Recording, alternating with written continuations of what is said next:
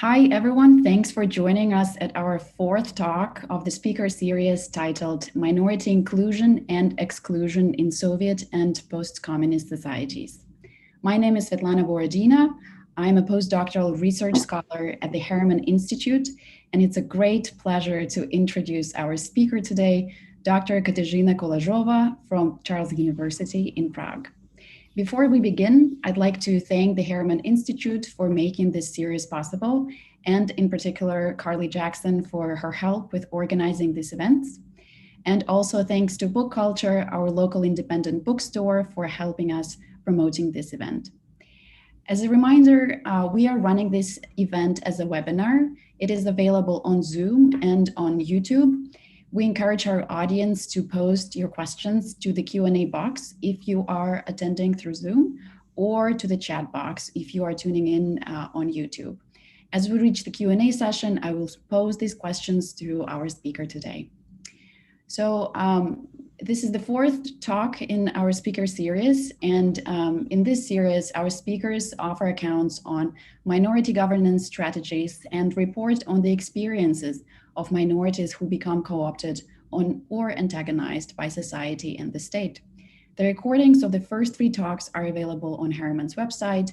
And just to remind you, those were the talks by Jeff Zahadeo on migration, ethnicity, and race relations in the USSR, a talk by Catherine Graeber on minority language politics in Buryatia, and Jennifer Carroll's presentation on drug addiction in Ukraine.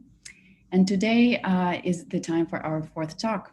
I am extremely delighted to introduce Dr. Kateřina Kolářová, who is our speaker today. Dr. Kolářová teaches at the Department of Sociology in the Gender Studies program at Charles University in Prague. She is also a part of the research team at the Center for Gender Science at the Institute of Sociology of the Czech Academy of Sciences. She is also a board member of AdGender, which is the European Association of Gender Research, Education, and Documentation. Her work engages intersections of disability, crip, queer, and race theories. Dr. Kolářová published widely in a vast variety of academic journals, and in English, those include Journal of Cinema and Media Studies, Soma Technics, Feminist Review, the Journal of Literary and Cultural Disability Studies. Together with Martina Winkler, she co-edited Reimaginations of Disability in State Socialism, Visions, Promises, Frustrations, which is forthcoming with Campus Verlag in 2021. Most recently, her manuscript, Rehabilitative Socialism, Disability, Race, Gender, and Sexuality, and the Limits of National Belonging, won the 2019 Tobin Siebers Prize for Disability Studies in Humanities. This book is forthcoming with Michigan University Press. Today, we're lucky to hear Dr. Kolářová's talk titled Rehabilitative Socialism and Crip Analysis. Without further ado, please join me in welcoming Dr. Kateřina Kolářová. Thank you. I would like to start with my own round of thank you, going for to the Harriman Institute for hosting today's talk. I wanted to also thank you to Svetlana, who invited me to speak about my book, and also Carly, who is giving me a technical support and will now hopefully facilitate the working of my PowerPoint presentation. And also, I really appreciate for all of you that are joining us, even though I don't see you, and I'm just sort of envisioning you somehow there in the virtual space. I know that we are all oversaturated by the Zoom and virtual presences, so all the more I am really appreciative of you giving the time and your energies for this seminar and this platform. I have one disclaimer: there is a dog next door, so at one point during the presentation, he might announce himself, or he might bark wildly. So hopefully, you will not get startled, as I often do when he talks.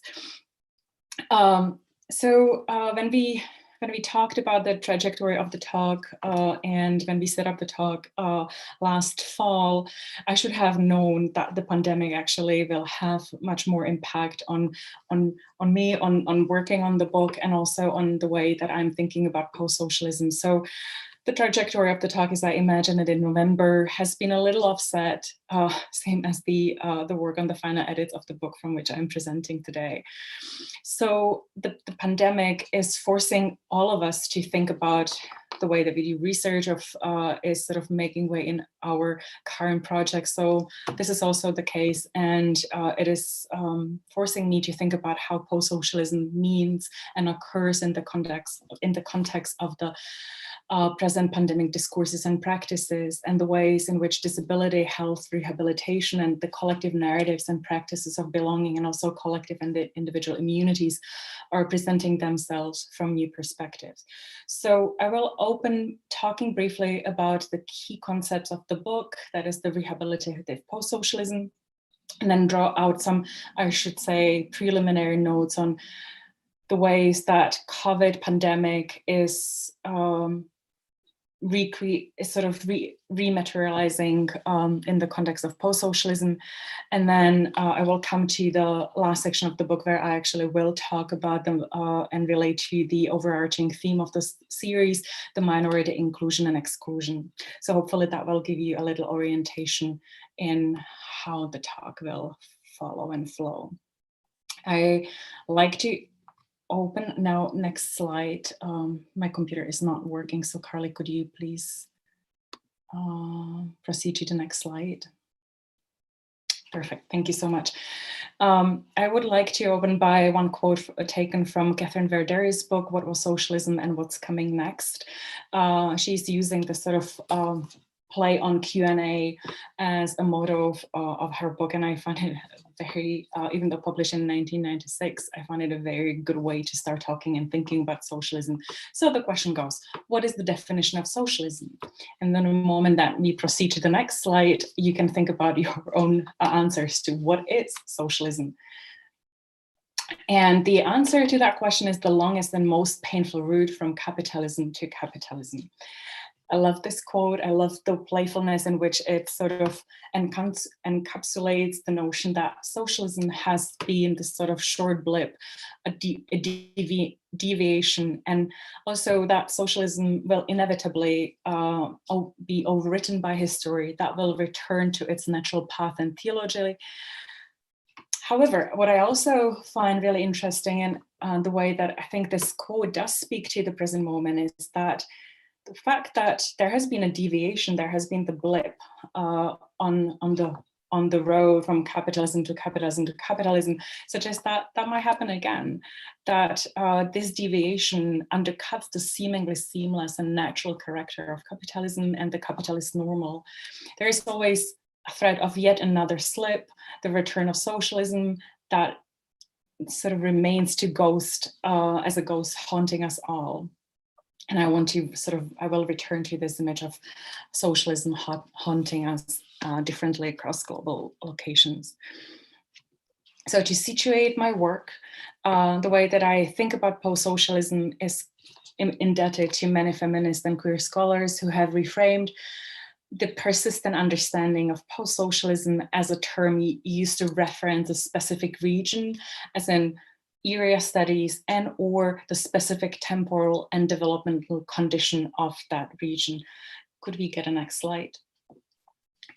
So needless to say, in such a framing, post-socialism is understood as a term with limited scope and reach, as a term of temporary relevance, that is until the post is overcome.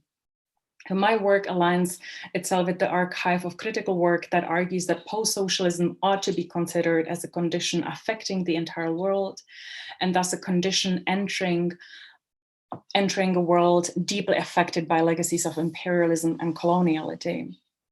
In this sense, also, I like to relate to the work of queer theorists Joanna Michilenska and Robert Kulpa, who are talking about how post-socialist countries are always expected to be in a state of permanently transitional state. And these two understanding of post-socialism as a global event, and also post-socialism that is pushing us to reconsider this sort of imperative to transition, is something that I see the present pandemic playing out very clearly and very acutely. It is no doubt that the present pandemic is a very acute reminder of how post-socialism affects the entire world and how the constructions of Eastern Europe vis-a-vis the pandemic build off much older legacies of colonial rationale.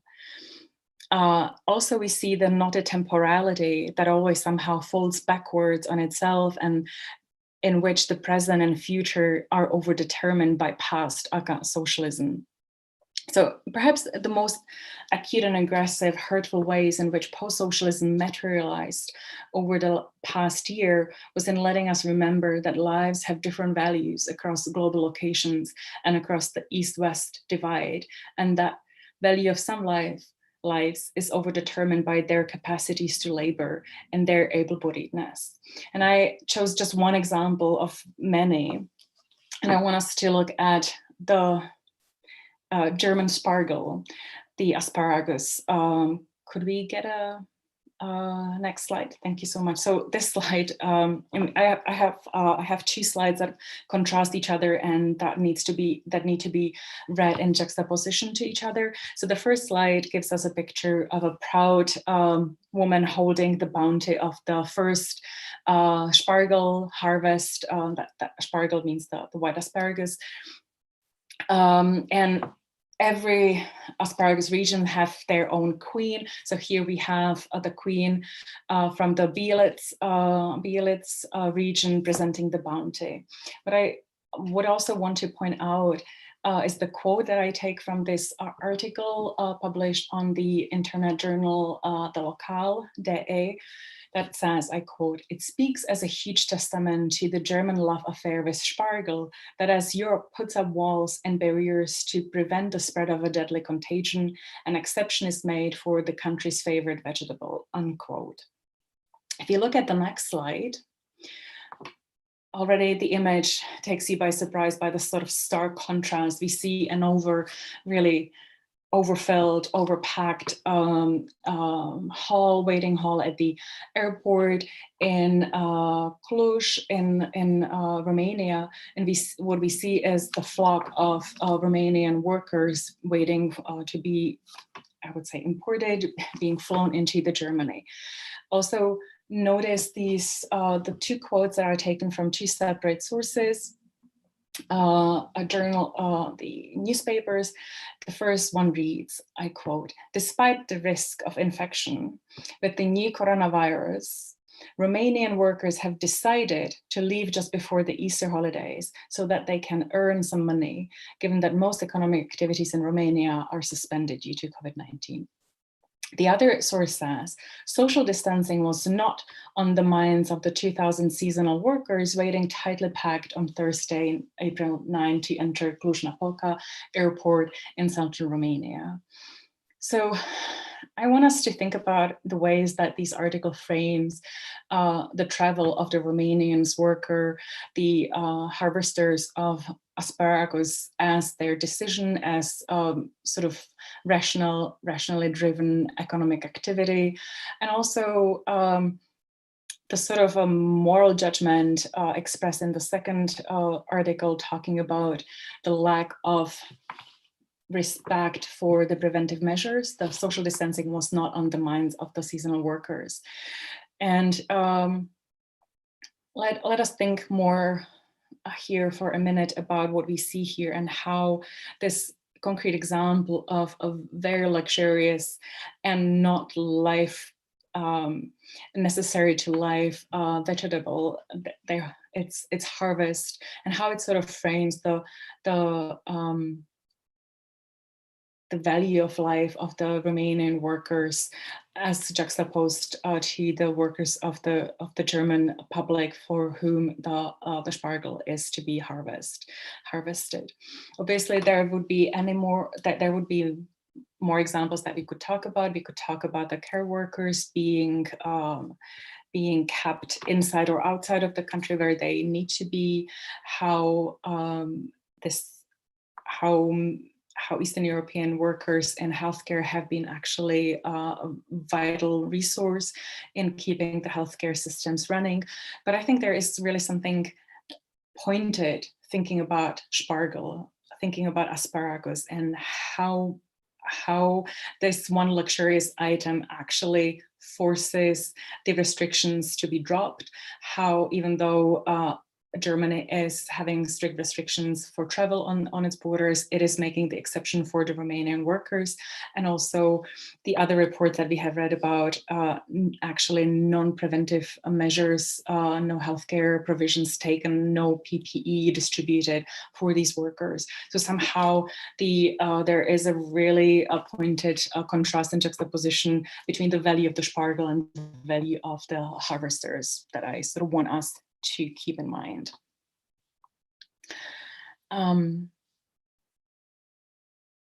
So the second point that I wanted to think about, or at least raise, and as I said at the beginning, these are really just preliminary points that I want to draw and to think about more, is the ways that Eastern Europe is again redrawn as an exceptional region, or a region of an exception, in a good way, as also as in a negative way. So when Czech Republic was, to quote our prime minister, best in COVID in spring, it was coming as a big surprise, as sort of the exceptional example from the region that we did not expect. However, now when Czech Republic is the worst in COVID and we have the biggest mortality, and we are struggling to flatten the curve, so to say, again, it is the Eastern European region and specifically Czech Republic are sort of seen as this new hotspot of the infection, and Czech Republic in particular is named as the sort of space where the new virus mutations are being bred and born, or in German, the Mutationsgebiet. So again, Eastern Europe becomes the sort of region where, to quote Dacia Zinovsky, the meaning of Europeanness is reconstituted. The pandemic is the crisis that reconstitutes the meaning of Europeanness anew, where the proper Europe is sort of being drawn out as the compassionate. It is, in fact, Germany that is sharing its doses of vaccines and sending it to the Czech Republic. It was Germany that was offering to take the patients from the overfilled Czech hospitals, but also it is the Eastern Europe that is somehow the bad subject of Europe not failing yet again in the sort of challenge that the pandemic is posing.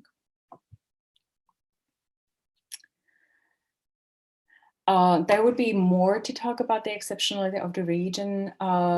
Interestingly, when in spring the region did relatively well, and the infection didn't spike as much as in the West Europe, we have also seen new theories about the genetic the preconditions, the different genetic makeup of the Eastern European population that have prevented the virus to spread so quickly.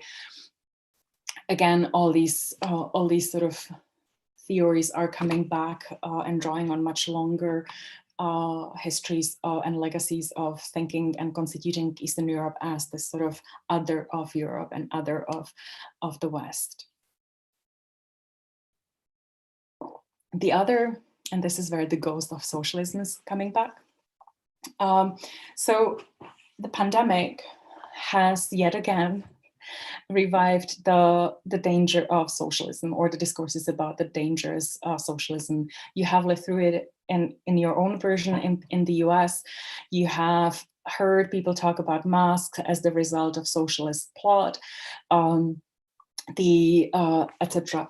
However, I do want to propose that this discourse about socialism is taking a slightly different form, or it has slightly different modality. When, even though in certain senses there are similar marks, so for instance, masks would be also seen as part of the political silencing. There have been discussions both in the US and in the Czech Republic that wearing mask is reconstituting the nature of democracy that was called maskocracy. The way that socialism and discourses of socialism and the socialist past have circulated in the Czech context have have their own effects and will have their own effects in the pandemic aftermath, I believe. So whereas mask, and as you remember, nobody had masks when the pandemic first hit in the spring, and then Czech Republic was actually one of the first, or perhaps not use this exceptional language. Czech Republic was one of the countries where the citizens and the citizenry took to their own provisions and were suing masks for themselves, for their families, for their communities. And we have seen actually quite an unprecedented, short-lived, but really exciting and interesting rise of solidarity and understanding that the immunity is shared, that you are in my lungs and I'm in yours. And that was really interesting to see. However, that short-lived constructions of national belonging had dissipated around the issue, and that was interesting. That one of the moment that this sort of collective understanding of immunity and vulnerability had become to fall apart and fray at the edges was the issue of socialism, mask as a muzzle. So in a matter of months, an object of previously that was seen as object of national pride, celebrated as a manifestation of the nation's enlightened reaction, ability to think critically and to teach the world how to survive the pandemic, transformed into a symbol of maskocracy and ideological muzzle, unthinking obedience, and even a declaration of loyalty to the Communist Party and socialist government. Could we pass to the next slide? That partly there were quotes from sources. Former high-ranking politicians went as far as to paraphrase Reagan's speech at the Berlin Wall in 1987 to call on the Czech government at the end of April to tear down the masks. So Reagan called on tearing down the wall, and in the Czech Republic during the pandemic, it has been sort of echoed by tear down the mask, as if the mask were the walls of political intolerance and oppression. Excuse me. So the political critique of the epidemiological measures utilized the supposed pathology of socialist past as the symbolic signpost to navigate the current pandemic and the passage to both individual and collective health. And I have pulled up one visual example to mark out or emphasize the sort of visual markers and echoes between the present pandemic and the political symbols of the Velvet Revolution, or the revolution of 1989. That is the revolution that pulled down the state socialism, or the regime of state socialism. So on the right hand side, you see the OF. That was a name of then short-lived but political platform that led the political changes after the so-called revolution. On the left-hand side, the ZF, which is a short name for Zdravé Forum, the Healthy Forum. You see the sort of visual reverberation echoes. So clearly, the Healthy Forum is using and relating and relying on the visual memory of the nation and clear references to the democratic processes after the fall of the socialist regime. The Healthy Forum, however, is a platform that consistently critiqued the government and spoke against the preventive or restrictive measures, against lockdown measures, and also against the blanket requirements to wear masks. And I am sort of lingering on this example because I want to point to, I want to make two major points. So the reference to the so-called Velvet Revolution, or the revolution, the sort of democratic transition and danger of socialism, is calling up the more requirements that define the post-socialist transformation. That is the, as I will elaborate little in a little bit, the post-socialist transformation was defined as this sort of moral recovery from the bad paths of socialism, and that meant also an imperative to always, as Michelinská Kulpaseit named it, permanent transitioning.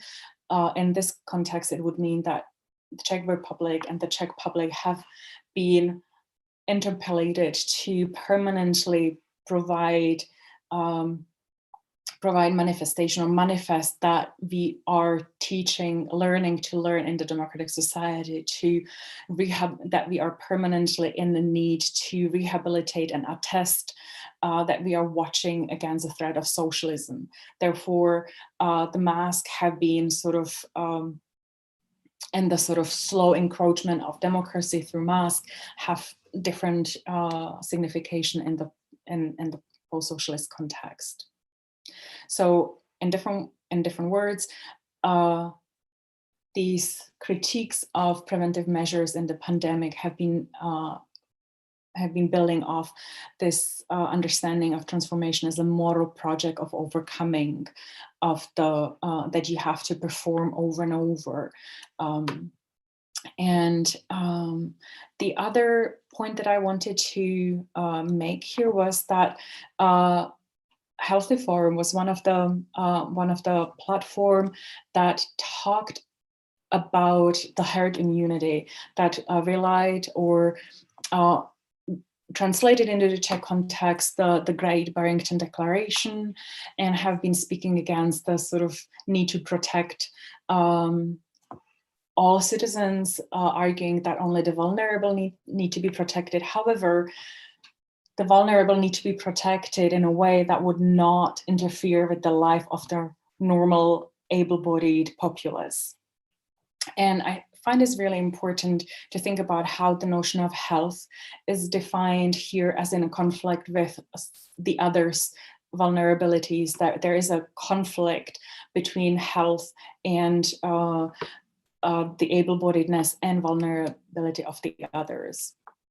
So the able-bodied deserve to live without interruptions, and then the vulnerable need to be protected, but in a way that would not interfere with the life of others.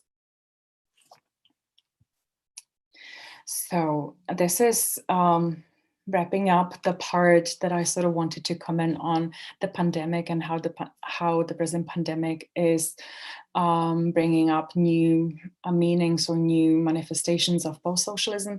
And I want to move on to talk about rehabilitative citizenship.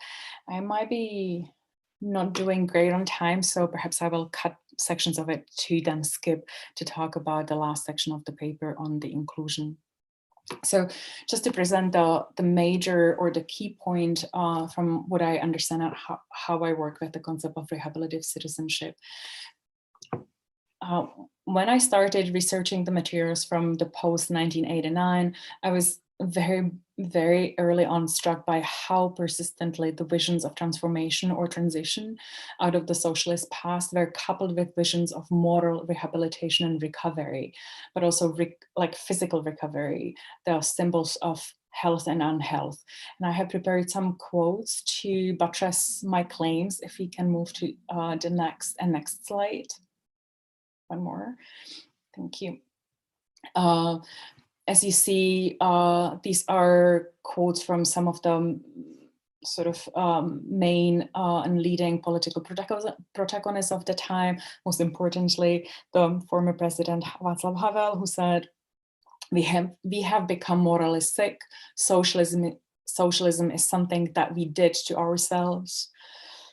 Petr Pidhart, one of the first prime minister and really important figure in defining the post-socialist transition in Czech Republic, talked about the loss of general immunity, the dangerous bomb ticking away in our organisms, and that the bomb was the socialist past, that we don't recognize how deep it is living and is embodied in us.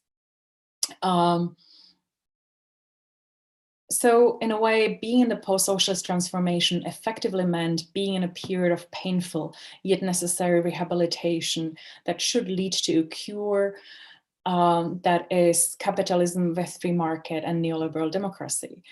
But the important framing of post-socialism that persists still today, and we have seen through what I was trying to pull out from talking about the pandemic, is that disability and health are important narrative prosthesis or tool of making meaning. And that sort of attests to the way that post-social transformation could be termed, to use words of the disability and trans thinker Ellie Clare, the ideology of cure. I have one more quote coming from the 90s. If we go to the next slide. These are words from very prominent feminists of the time, and also a dissident thinker, Kateřina Kolářová, who actually expressed similar understanding of socialism when he says, "We are like an obese person who forgets that he is loaded down with extra dozen kilos, and that there are an extra burden for his heart and ultimately shorten his life." It would be anachronistic, and it's not my point, and it's not what I'm trying to do, is to point out how Kolářová uses the fat shaming as a way of discredit. I don't want to do that, and I'm not using this quote to discredit her feminism. However, what I want to do is to look at and think about the morally loaded metaphor of obesity that belonged at the time to contemporary repertoire of the morality and moral panic discourses. So more importantly, the fat figuration highlights how central the health and disability discourses were to the newly articulated moral horizon of the transformation. Kolářová mobilizes notions of responsibility that liken the post-socialist subject to an obese subject because it allows her to make the bridge between the two modes of ill health, obesity and moral morass of the post-socialism. Both can then be redefined as outcomes of bad choices and irresponsible lifestyle, yet also something that can be changed by different habits, behavior, and willpower.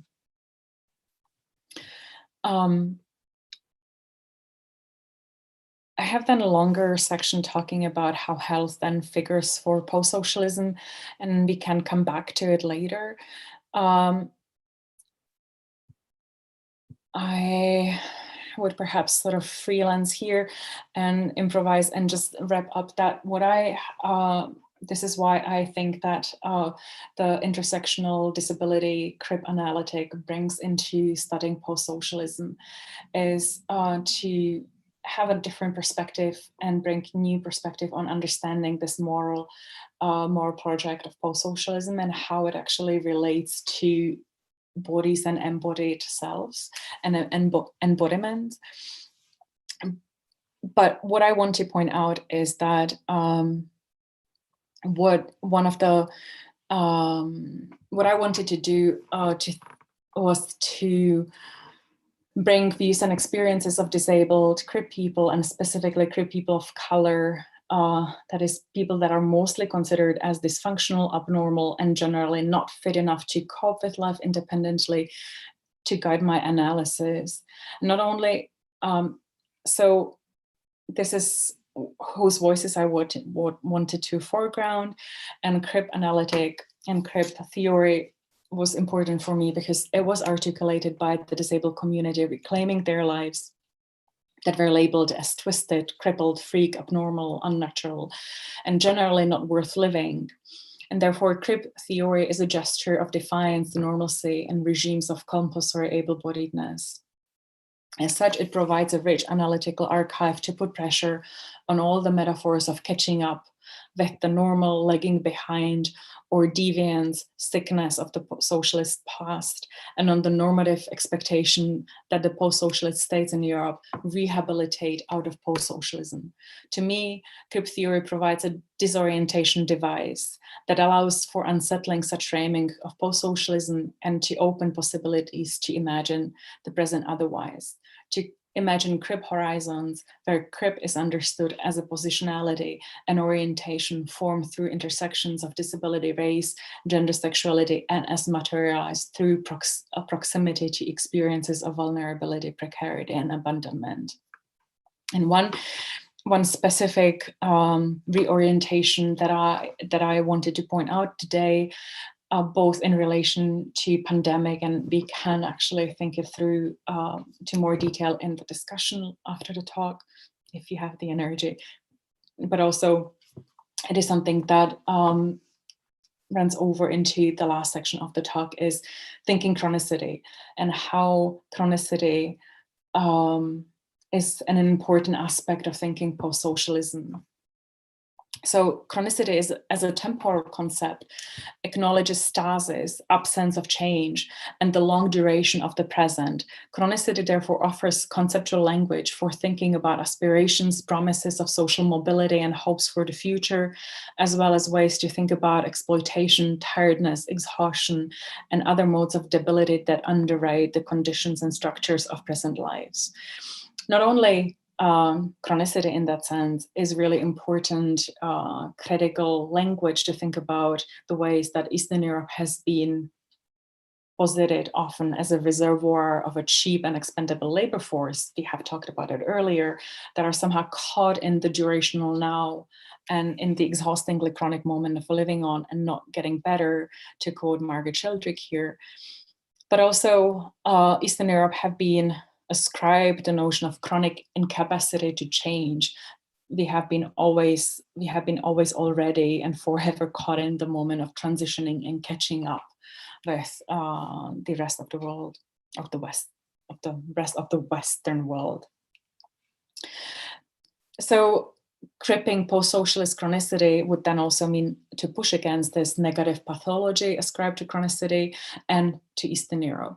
But to wrap this section up, I also want to point out one important, thinking about chronicity and crip chronicity is also allowing me to, I believe, expand the category of disability and how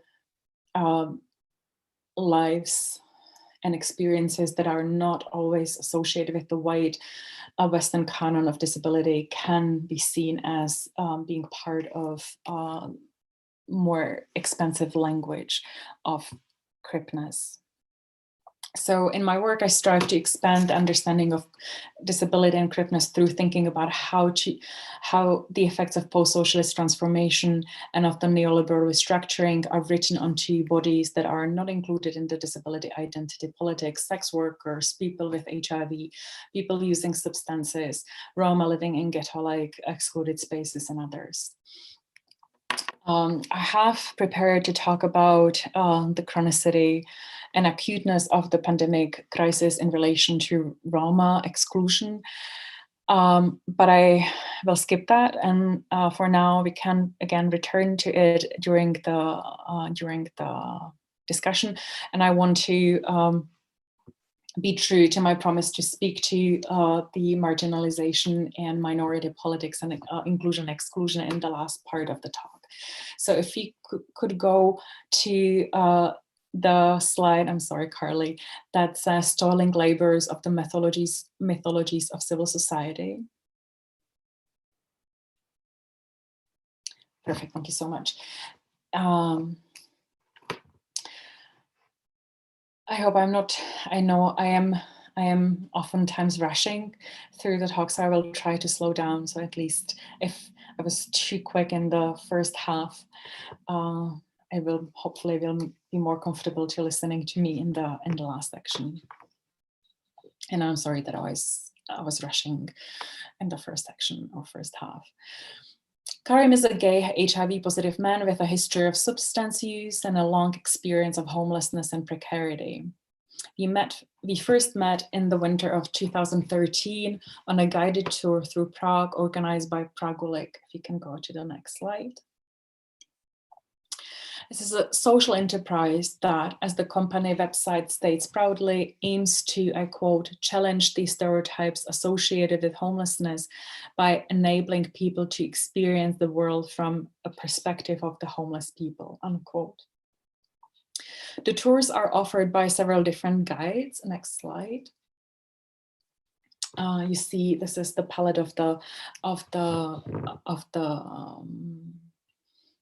guides, and if you go on each of the image, they will offer you a sort of individualizing perspective. So Karim is, and on the second slide, he offers tours themed as Prague's first-hand underworld, and Karim is the person I'm talking about here. All of the guides have their own profiles on the company webpage so that the clients can choose whose life experiences they want to listen to and whose experience should be the transformative force on them. I quote the website again: our aim is to create agents of change who, based on, thank you, Carly, based on an intense personal experience, know what homelessness mean, who lost all the stereotypes and prejudices and use this experience and act on it in their further lives. So to recap, these guides and guided tours are meant to change us, the people that are being led through Prague, and are offered a different perspective on homelessness.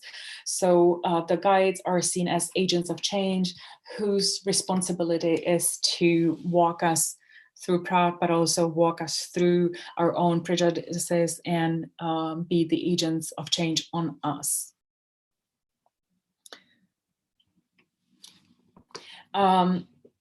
The Prague League has many other tours. They have, I think it's the next slide, that offers the Prague homeless challenge primarily to students and schools. And this homeless challenge is arguably drawing on the expert knowledge of homeless people about how to survive in the city. The Prague Homeless Challenge claims to want to support education in the sphere of social awareness, sustainability, and ecology. And in the city game, students are to learn from homeless people because, as the program's mission statement puts it, the homeless people can survive in extreme conditions because they have learned how to live in harmony with the earth, unquote. Students can learn, for instance, how to sort waste and how to build a makeshift home, but also they can visit a homeless community, an asylum house, or partake in charity or simple fun activities. I am using the language of the webpage, such as running with with bags full of plastic bottles for waste sorting. What is most striking, however, about how projects such as this turn Karim's and his colleagues' multiple complex and controversial histories of precarity and hardship into narratives that can be commodified is the highly ironic offer of the transfer of know-how from the field of homelessness into everyday corporate practice, unquote, where they use their experience, as the website suggests, for commercialized experiential education in corporate team building. Experiencing Prague underworld firsthand is how Karim themes his guided tours through Prague. He takes his tourists through the parts of Prague with history of street sex work and drug economy. In his commentaries, Karim redrafts the present geography of the exceedingly gentrified and clean-up center of the metropolis by looping backwards in time and overlaying the present with narratives and visions of the seedier past of the early post-Velvet Revolution years of the early 90s. Next slide.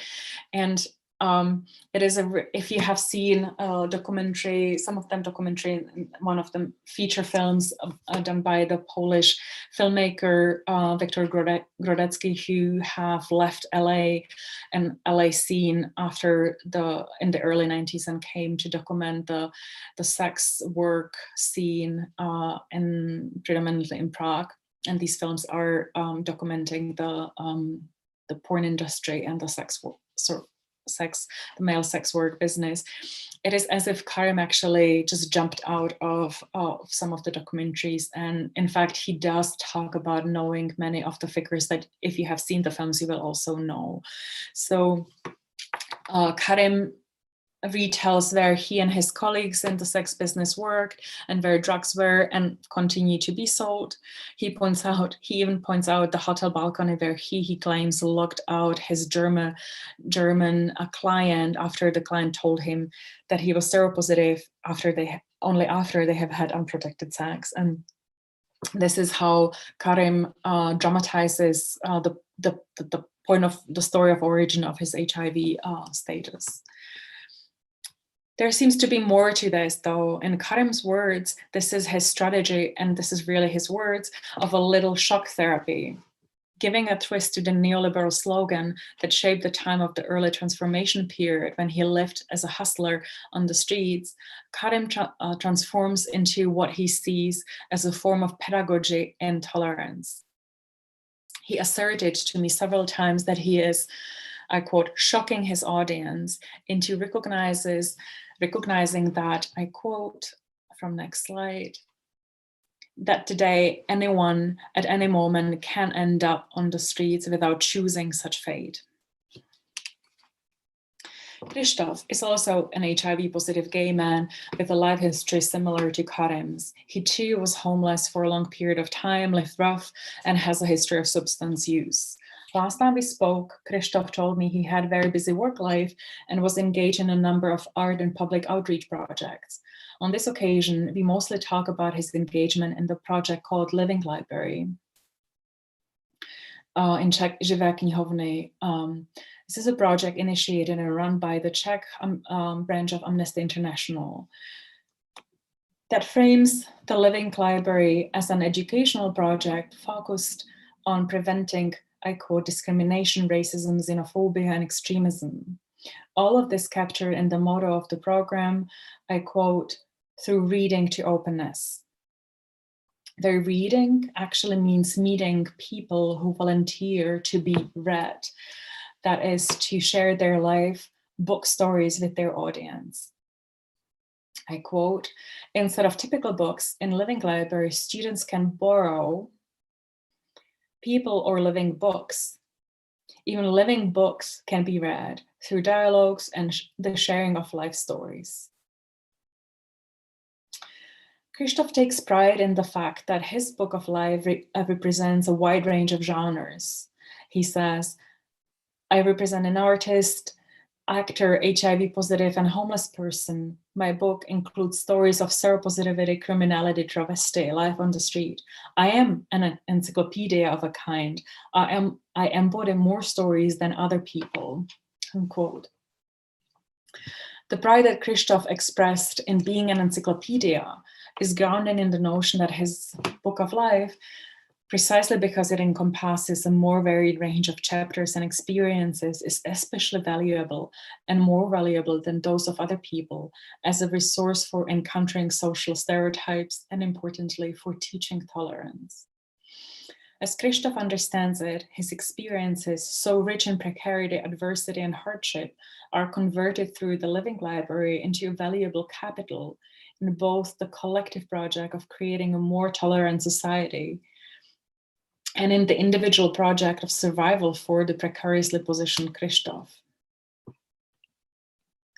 Similarly, Karim keeps coming back to emphasize that he loves this work because, meaning being the guide, because it allows him to inform people about homelessness and make people and society as a whole more tolerant and accepting of people living in precarious housing, people who work as sex workers, take drugs, and or people living with HIV. He says, I quote, I am calling attention to HIV, prostitution, sexual orientation, and other issues that still have not gained social tolerance.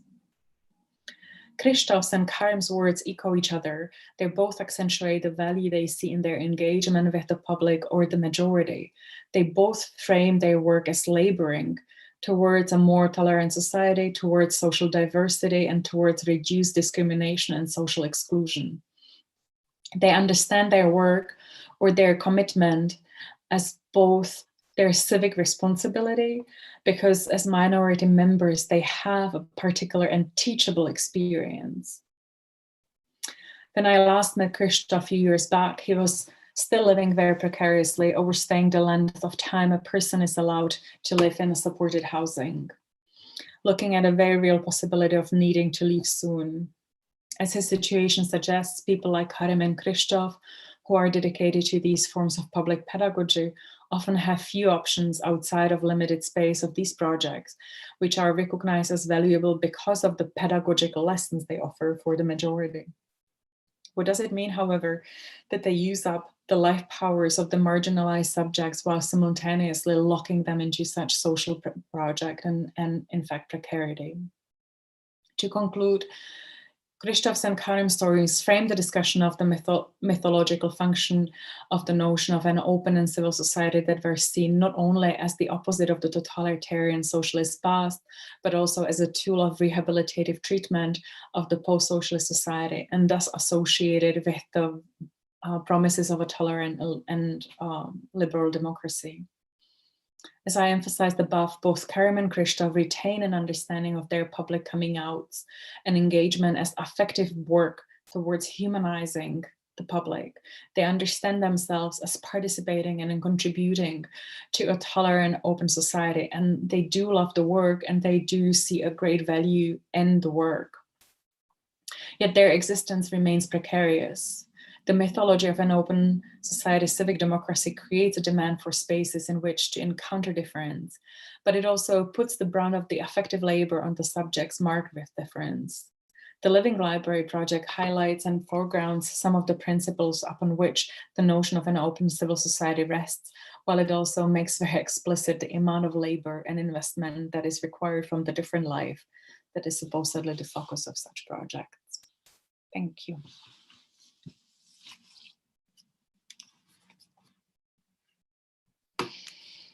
I made it just about in time. Thank you so much, Dr.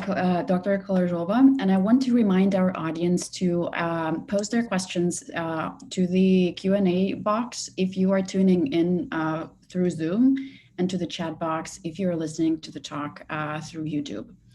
I think I'll start. I have so many questions about this very, very rich presentations, and then we'll turn to the questions from the audience. Okay. I was very curious to hear more from you about kind of a more intersectional kind of how, and specifically, how do gender, ethnicity, and disability interlock in various ways and factor in this kind of this project of rehabilitative citizenship that you write about? You gave before the pandemic and now during the pandemic, seeing how, yeah, so I'll stop there. I think it's a very broad question, and I don't know that I can answer differently than through concrete examples. So I think Karim and Krzysztof are one example that we could point out.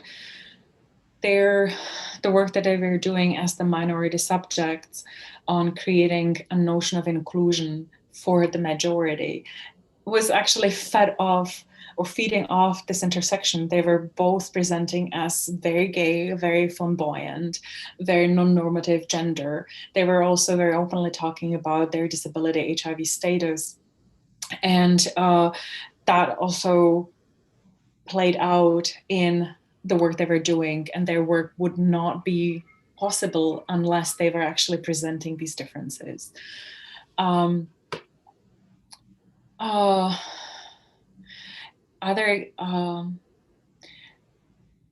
example that I will follow with this, since I already laid out ground for the sex work done in the early 90s, and that is sort of creating the landscape that is being shown off and presented in these tours that Karim offers. Ethnicity and race plays very interestingly in the early discourses and the moral panic that the discourse of sex work done by young men produced. And mind you, that moral panic discourses related to women's sex work were very different and framed very differently than the panic around young men's bodies offering themselves to be bought and sort of to be commodified. And it was very important that this very specific market of sex work opened in Prague in early 90s. They're oriented towards Western men, mostly. Both the porn industry and the sex work were catered mostly to British and German older men coming. And that actually was really important to create that moral panic. So on the one hand, it offered a way to speak back to the discourses about we need to catch up with the West. It was a space where you could create a different narratives about the West as a source of commodification, as a sort of a potentially danger. So that is actually one of the first location of the West being dangerous to the culture of Eastern Europe. But at the same time, and I think that is really important, I talk about it, how this moral panic around young, able-bodied men are being used up, commodified, and potentially infected by HIV, how that actually, and precisely because it was across border, because it was across ethnicity, sometimes across the East-West divide, it actually helped to cover up or whitewash or digress a lot of tension and anxiety in the society that were related to the attacks at the Roma community at the early 90s. So what I'm doing in the book is I'm reading this sort of moral discourse, more panic discourse on sex work of previously able-bodied young men being ravished by foreign, older, homosexual, perverse men as a way to sort of lead attention away from the sort of racialized conflict between the white Czech society with the Roma communities, and the way that Roma lives were seen as not worth of protecting by the society, and the construction of social death in Roma people. These, as I say, it is very difficult to answer your question differently than through, or to me right now, than through concrete examples, because I think the intersection of gender, sexuality, race, and disability work differently, and they are very, very permeable, and this is why they are so important for the constructions of the moral project of the transition, because they are so permeable and so sort of mobile. Thank you. I have another question about social change, and so in this, you laid out a very interesting construct and the concept of chronicity that is that you mentioned in relation to citizenship and rehabilitative citizenship. And so we have this on the one hand, and we have on the other hand this concept of threat being located in the self. Because of the metaphors that you brought in, say, for example, a body that is sick and that needs to do something with themselves to kind of to cure itself. And so that it's very interesting to me to see that the threat here is located inside and not outside. And so in this, I see this as a very subversive kind of discourse, and kind of I'm very curious to hear what counts as social change here. Is social change possible, and whose change as social change? And I would wanted to. I'm just curious to hear your thoughts on that. We might circle back then and talk about why you see that as how did you frame it? Not resistant, subversive moment. Again, it's, I think, a complex question, and there would be different layers of answering it.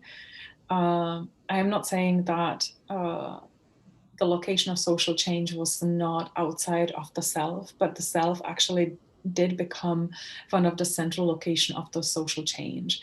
And in the longer scope of the chapter from which I presented on Karim and Christoph, I talk about exactly this inner change that again was manifested and modeled through, interestingly, and I think this is a very brief moment in history that was possible through HIV positive subjects. And HIV has become forgotten for Czech Republic. It has not been a political issue from mid-90s onwards, really. But in the early 90s, HIV, precisely, I think, because that was that it could be used as the vision of this invisible threat that is born really deeply in the individual body, but also in the collective body as such, is then potentially serving as the sort of model for individuals to model the social change, the change of the subject, and then therefore then modeling the change of the collective. So to lean on the work that has been done before me, the framing of the post-socialist transformation as a moral project meant precisely that every one of us was responsible for changing our old bad behaviors, the patterns of behavior that we have learned in socialism, and each one of us was, as the obese person, was responsible and was called to learn to behave differently. And that was also seen as this source of social change. The social change was predominantly seen as a moral change that was carried on by individuals into the collective. And so there was for becoming self-entrepreneurs, and interestingly, the narratives that I analyze on HIV actually model that. People that have learned the hard way how life can be destroyed, then could use this destruction of the previous life as to model and become entrepreneur of themselves to create new futures for themselves and thus society.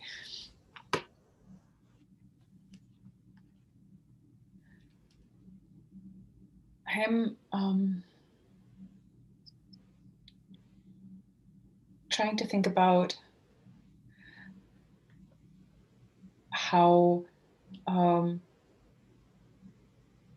this also meant was certain form of responsibility for embodied change, and how embodiment was part of the change. And how that actually carries over the narratives around the maladapted or inadaptable Roma that have become the leading metaphor of the racialized discourse around Roma, and the discourse that leads the morality of, or the legitimization of, exclusion of Roma from the national belonging that has been created in the post-socialist context. It seems that with this persistent emphasis on change, catching up, remodeling of oneself, it has created its other, this sort of space of exclusion and its negative foil in this sort of discourses of inadaptability that are embodied, really embodied by Roma. And in the present discourses around Roma, it is as if the embodied features of their behavior, they're being loud, they're being dirty, and all this. And I think this is really important, that it is being seen as embodied performances, or the discourse of genetic threat that has been established in late socialism of the Roma as the threat to the gene makeup of the white nation has survived too. Importantly, however, the logic of socialism meant that it had to keep, even though it was really precarious and disputed and not always as open, but there was an open horizon. The inadaptability of the Roma was seen as something that the socialist society has a responsibility to work with and to help to overcome. It is also very disciplining discourse and a morality discourse. I'm not disputing that, but the horizons is different. In the post-socialism, there seems no open horizon to the inadaptability, and it becomes the sort of main and embodied features of being Roma. You are inadaptable, and that will not be changed. So it's turned into the chronic feature of being Roma, rather than something that has the promise of being overcome through education and social support, etc. That the state socialism still hold on to. Did I answer? Yes. I also understand that these are extremely broad questions, but those just popped up as I was listening to your talk, and I appreciate you sharing your thoughts about them. I'm also very curious about the concept of tolerance. In my own work, I've come across this kind of imperative for the civil society to develop tolerant attitude towards some minorities, and tolerance is a very normative attitude. It doesn't really change the structural position of, say, a person who belongs to a marginalized minority. It is just an invitation for those who occupy a protected position in society to tolerate. Yeah, this is a bad word, but tolerate, to not to eliminate, not to act, but not to change the system either. The minority remains devalued in a kind of more oppressed position, socially speaking. And so it's very interesting for me to think about these projects, that those educational projects, and how for me, the question is how they become of value to people who, to the guides themselves that you mentioned, because do their social position change at all? Do they see themselves as participating in the critique of social marginalization of homelessness, or what kind of social critique can even emerge out of this sort of exchanges? This is precisely, you are sort of talking to a thesis that I have been narrating through the sort of ethnographic take on talking to Karim and Christoph. And I think it's really, you are voicing the ambivalences and contradictions that I was trying to talk to. And I think it is important to note that they do see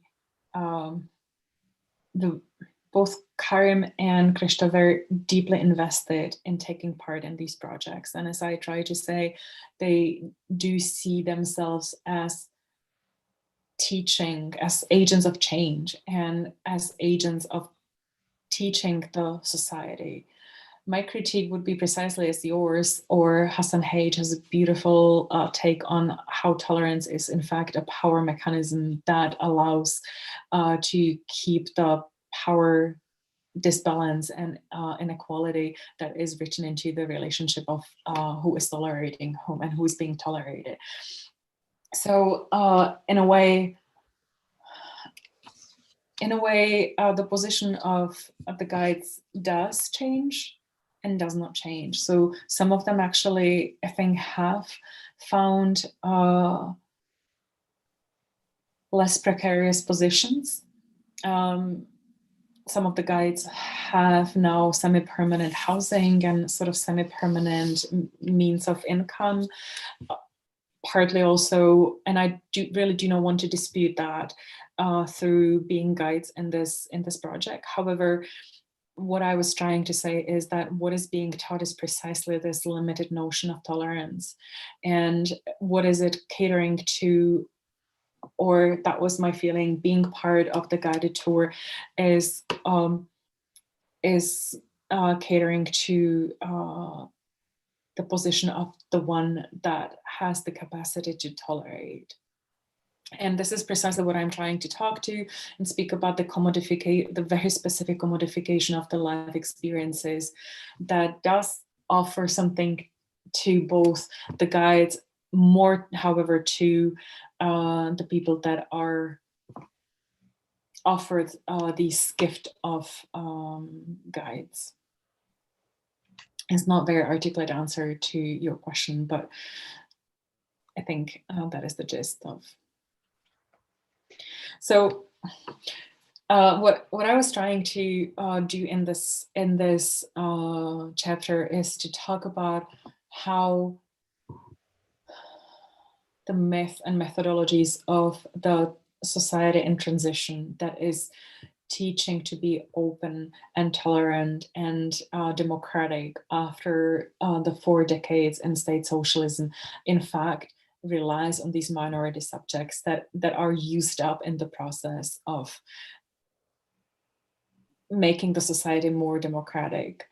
And I was, I think, mostly trying to record this disbalance in positions and the way that the minority subjects are doing most of the labor in these instances of reimagine the society as different from state socialism. They are being used up in the space in the process, and what they are given in return are only slightly less precarious position. Their position is expendable. There will be other minority subjects that have perhaps more important or more complex life stories that mean, like when Christoph talks about being an encyclopedia, I find it really, really touching moment that is in fact sort of encapsulating the troubles in these projects and in this sort of public pedagogical work, because him being an encyclopedia meant that he suffered a lot, that his life is extremely precarious, that has gone through extreme experiences, many of which could leave him dead. And he seizes, as an entrepreneur of himself, he seizes that as the biggest device, the sort of biggest capital that keeps him in running, so to say, and that keeps him being invited into being the living book. But it also means that a different desire will be there for a different life story. And so that capital is also very precarious and sort of bound to certain interest and only sort of, interest to listen to that particular life story. So it will run its course at some point. This is so fascinating. I have so many more questions, but I'm afraid we're out of time, unfortunately. Thank you so much for this fantastic and very, very rich presentation. And thank you so much for inviting me and listening to me. I really appreciate that, as I said. And thanks everyone for joining us today. And again, thanks to the Harriman Institute and to Book Culture for helping us with this event. Our next talk in the series will take place online too on April the 7th at noon. And we'll hear from Dr. Tamar Shurinyan on the topic of, her title of the talk will be The War Between the Wars, the Turk, the Homosexual, and Temporal Condensation in Post-Socialist Armenia. Tune in. We wish you a great day. Bye-bye.